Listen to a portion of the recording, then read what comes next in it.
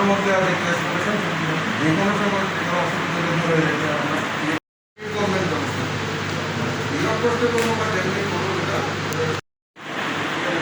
এখানে করলে আমাকে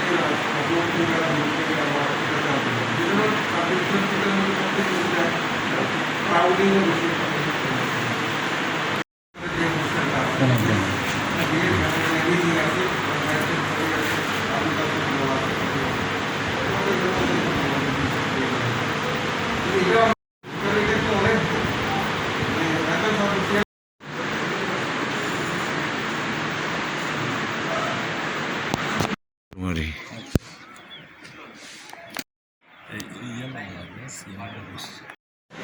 আমরা ভারতের গণতান্ত্রিক যুব ফেডারেশন এবং উপজাতীয় যুব ফেডারেশনের যৌথ উদ্যোগে সারা রাজ্যব্যাপী এই প্যান্ডেমিক পরিস্থিতিতে আমাদের রাজ্যের যাতে স্বাস্থ্য পরিষেবা ঠিক থাকে এবং তার পাশাপাশি কোভিডে যারা আক্রান্ত হবেন তাদের জন্য যথোপযুক্ত ব্যবস্থা নেওয়ার জন্য আমরা মহকুমা স্বাস্থ্য আধিকারিকের কাছে আমরা আজকে মিলিত হয়েছি।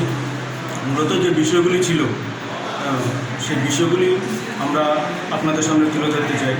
আমরা দাবি করেছি যে বিনামূল্যে সার্বজনীন টিকাকরণ, যেটা আমাদের এখন এই সময়ের মধ্যে চলছে 45 থেকে 60 বছর ঊর্ধ্বে। আমরা চাই এটা এখন যেভাবে 45 থেকে 60 বছর ঊর্ধ্বে তাদেরকে বিনামূল্যে দেওয়া হচ্ছে, এটা 18 বছর থেকে যখন চাল দেওয়া শুরু হবে তখনও যাতে সবাই বিনামূল্যে পায়। যদিও আমাদের রাজ্যে মুখ্যমন্ত্রী উনি বলেছেন সবাইকে বিনামূল্যে দেওয়া হবে, কিন্তু তারপরে একটা সংশয় থেকে যায় আমাদের বিগত অভিজ্ঞতা থেকে।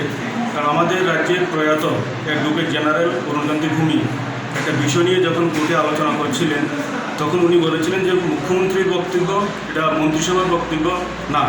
সুতরাং এই জন্য আমাদের একটা বই হয় যে মুখ্যমন্ত্রী বলেছেন ঠিক আছে, কিন্তু সেটা কতটুকু কার্যকর হবে সে একটা বিষয় আশঙ্কা থেকে যায়।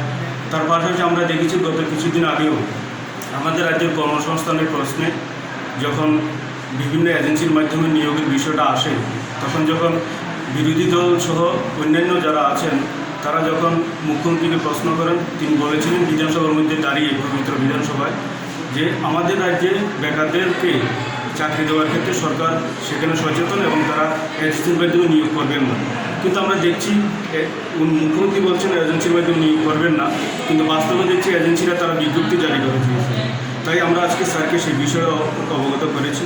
আমরা দেখছি এই সময়ের মধ্যে আমাদের রাজ্যে 45% ডাক্তার এবং নার্সের সংকট আমাদের আছে এবং প্রতিটা হাসপাতালের মধ্যে পর্যাপ্ত পরিমাণে নার্স এবং ডাক্তার নিয়োগ করা, কারণ প্যান্ডেমিক সিচুয়েশনের মধ্যে তাদেরকে বিভিন্ন জায়গায় পরিষেবা দেওয়ার ক্ষেত্রে নামে একটা ঘাটতি তৈরি হবে। গত বছর আমরা দেখেছিলাম বিভিন্ন যে প্রথম কোভিডের যে প্রথম পর্যায়, সেই পর্যায়ে আমাদের জেলা এবং রাজ্যে বিভিন্ন জায়গাতে কিছু আউটসোর্সিংয়ের মাধ্যমে নিয়োগ করা হয়েছিল, কিন্তু যখন প্যান্ডেমিক সিচুয়েশনটা কিছুটা কমে যায় তাদেরকে আবার ছাঁটাই করে দেয়। যুবতীদের মধ্যে একটা হতাশা তখন গ্রাস করেছিল। আমরা চাইছি সেই রকম যাতে এবার না হয়, যাদেরকে নিয়োগ করা হবে তারা যদি অন্তত স্থায়ীভাবে সেখানে চাকরি করতে পারেন সেভাবে প্রশাসনকে ভাবা। জেলা স্তরে এবং মহকুমা স্তরে বিভিন্ন জায়গাতে কোভিড সেন্টারগুলিকে চালু করা এবং সেক্ষেত্রে অক্সিজেনের ব্যবস্থা যাতে থাকে সেই বিষয়ে আমরা স্যারকে বলেছিলাম। উনি খুব সুন্দরভাবে সেখানে ব্যাখ্যা দিয়েছেন, ওনার ভাবনা চিন্তার মধ্যেও আছে। আমরা অভিনন্দন জানাই আমাদের দক্ষিণ জেলার স্বাস্থ্য আধিকারিক মহাশয়কে। উনি বলেছেন 3টি জায়গাতে নতুনভাবে 3টি জায়গাতে ওনারা সেই সেন্টারগুলি খোলার জন্য দেখছেন। একটা নবোদয় স্কুল, একটি বিলোনিয়া কলেজ হোস্টেল, আর একটি পিআরসি অর্থাৎ ত্রিপুরা বাজারে যে একটা নতুন যে সেন্টার খোলা হয়েছে সেখানে 3টি জায়গা। তার পাশাপাশিও একলব্য স্কুল এবং আমাদের আগে যে সাবরুম মহকুমা যেটি ছিল সেখানেও সেখানে থাকবে। তো স্বাভাবিকভাবে সেরকম একটা অসুবিধা হবে না, প্রশাসনের তরফ থেকে সেইভাবে তারা প্রস্তুতি নিয়েছেন। চেয়েছিলাম যে গত বছর আমাদের রাজ্যের মুখ্যমন্ত্রী উনি বলেছিলেন যে যারা আমাদের রাজ্যের করোনা আক্রান্ত হয়ে মৃত্যুবরণ করবেন তাদের পরিবারকে দেখভাল করার জন্য 10 লক্ষ টাকা ওনারা অনুদান দেবেন। তো আমরা জানতে চেয়েছিলাম যে এটার খবর কী, কতজন পেয়েছে। উনি বললেন যে একজনও পায়নি। তো আমরা এটা আশা করিনি যে আমাদের রাজ্যের মুখ্যমন্ত্রী বলবেন 10 লক্ষ টাকা দেবেন। আমরা ভেবেছিলাম যে এতজন হয়তো পেয়ে গেছি, কেউ না কেউ তো পাবে। কিন্তু আজকে আধিকারিক সাহেবের সঙ্গে কথা বলার পরে আমরা বুঝতে পারলাম যে এটা একটা জুমলা ছিল, এখনও একজনও পায়নি। যদিও দক্ষিণ জেলা আধিকারিকের তরফ থেকে 13 জনের একটা লিস্ট ওনারা পাঠিয়েছিলেন, মুখ্যমন্ত্রীর দপ্তরে, কিন্তু এখন পর্যন্ত সেটার কোনো খবর নেই। এই ছিল বিষয়। আমরা স্যারের কাছে বলেছিলাম যে এখন এই সময়ের মধ্যে রক্তের সংকট চলছে। শুধু সংকট বললে ভুল হবে, একেবারে রক্ত শূন্য অবস্থায় ব্লাড ব্যাঙ্কগুলি আছে। যখন 1 তারিখ থেকে 18 বছরের উপরে যারা আছেন তাদেরকে যখন ভ্যাকসিন দেওয়া শুরু হবে, স্বাভাবিকভাবে 28 দিন তারা ব্লাড দিতে পারবে। তা আমরা বলেছি সংগঠনের তরফ থেকে এটাকে গুরুত্ব দিয়ে দেখা। তার আগে এই 2-1 দিনের মধ্যে যাতে প্রশাসনিক লেভেলে বড় ধরনের শিবির সারা রাজ্যের মধ্যে করা যায়, ব্লাড ব্যাঙ্কগুলিকে সেখানে স্বচ্ছতা ফিরিয়ে আনা যায়, সেই বিষয়ে ভাবনা চিন্তা সেই জায়গাতে করে। আমরা এই সময়ের মধ্যে এই বিষয়গুলি আমরা রেখেছিলাম। আমরা চাই সতর্কতামূলক ব্যবস্থা এই সময় নেওয়া, যে কোভিড-19 প্যান্ডেমিক পরিস্থিতির দ্বিতীয় পর্যায়ে আমাদের চলছে। আমরা দেখেছিলাম প্রথম পর্যায়ে বিশ্বের বিভিন্ন দেশ যখন তারা বিজ্ঞানসম্মতভাবে লড়েছিলেন, আমাদের ভারতবর্ষও লড়েছে, কোভিডের বিষয়ে লড়েছিল। আমরা লড়েছিলাম ঘণ্টাবাজি, আমরা লড়েছিলাম কাঁসাবাজি, আমরা লড়েছিলাম 10 মিনিটের জন্য সারা ভারতবর্ষের লাইট বন্ধ করে দিয়ে, অর্থাৎ অন্ধকার রেখে আমরা লড়েছিলাম গোমূত্র সেখানে সেবন করে। আমরা প্রথম পর্যায়ে সেখানে মোকাবিলা করার চেষ্টা করেছিলাম, যদিও সেটা সফল হওয়ারও নয় এবং স্বাভাবিকভাবে সফল হবে। যার কারণে আমরা দেখছি এখন ভারতবর্ষের মধ্যে, সারা পৃথিবীর মধ্যে ভারতবর্ষ একটা নজিরবিহীন জায়গায় আছে। খুবই খারাপ অবস্থার মধ্যে আমাদের দেশ এগোচ্ছে। প্রতিদিন মৃত্যুর মিছিল, এক সময় আমরা দেখছিলাম ব্যাংকের লাইনে মিছিল, এখন দেখছি সারি সারি শবদেহ নিয়ে মানুষ, আত্মীয় পরিজনরা দিনের পর দিন সেখানে দাহ করার জন্য সেখানে বসে আছেন। এবং হাসপাতালগুলিতে অক্সিজেনের সংকট। কারণ হচ্ছে আমরা দাবি করেছি প্রগতিশীল যুব সংগঠন হিসেবে, এবং ভারতবর্ষের বিভিন্ন স্বেচ্ছাসেবী সংস্থা, বুদ্ধিজীবীরা তারাও দাবি করেছিলেন, যারা আমাদের রাজ্যের বিজ্ঞানী ছিলেন ওনারাও দাবি করেছিলেন সরকারের কাছে যে কিছু গ্যাস, আমাদের অক্সিজেন প্ল্যান্ট সেখানে তৈরি করা হোক। আমাদের দেশের সরকার সেখানে অক্সিজেন প্ল্যান্টের দিকে নজর না দিয়ে 3,000 কোটি টাকা দিয়ে স্ট্যাচু বানাচ্ছে। আমাদের দেশের সরকার জীবিত অবস্থায় একজন প্রধানমন্ত্রীর নামে সেখানে স্টেডিয়াম বানাচ্ছে। আজকে আমরা কি দেখলাম, সেই জায়গাগুলিতে আজকে মানুষ যেতে পারছেন না, কারণ প্যান্ডেমিক সিচুয়েশনের জন্য সেখানে যাওয়া ঠিক না, মানুষ হাসপাতালে যেতে হচ্ছে।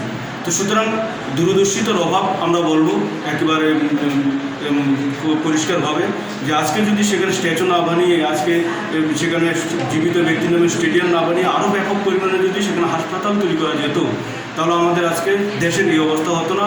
আমাদের দেশের আজকে মানুষকে, জনগণকে সেখানে একটা নিশ্চিত স্বাস্থ্য পরিষেবা দেওয়া সম্ভব হতো।